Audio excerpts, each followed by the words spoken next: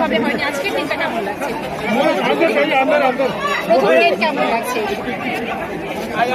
बहुत लोगों को शायद मालूम नहीं है कि मेरा असल में जन्म इसी दिन हुआ था जिस दिन खारची पूजा हुई। अच्छा, तो मेरा एक्चुअल जन्म खारची पूजा के दिन में ही हुआ था और आज यहाँ में आकर अपना ईश्वर को माँ को बोलने के लिए कि त्रिपुरा में शांति रहे, डेवलपमेंट रहे, सुख शांति रहे, इसी के लिए आया है। इसमें इससे ज़्यादा उसमें कुछ नहीं है। আপনার জন্মদিনের দিন এখানে এসে সত্যি একটা আমাদের কাছে একটা প্রাপ্তি হয়েছে, আমরা এই খবরটা জানতে পেরেছি।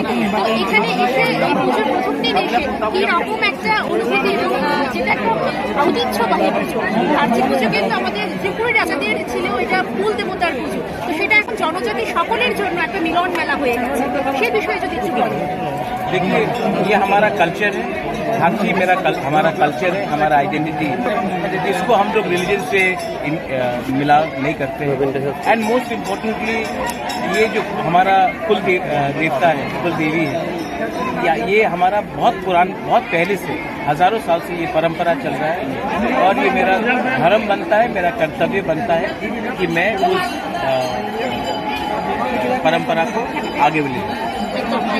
এবং এবছর কি নতুন বিশেষ কিছু কি রাখা হয়েছে এই পুজোকে? Peace, prosperity and harmony for all, not only for the Tiprasa people, for the Bengalis, for the Muslims, for the Christians, all the people of Tripura, may peace be upon all of them. সরকারিভাবে কি কিছু বিধিনিষেধ থাকছে এই পুজোতে? ये अपना हमें सरकारें नहीं, हमारे सीएम আছে, আপনি ওনার সঙ্গে কথা বলেন।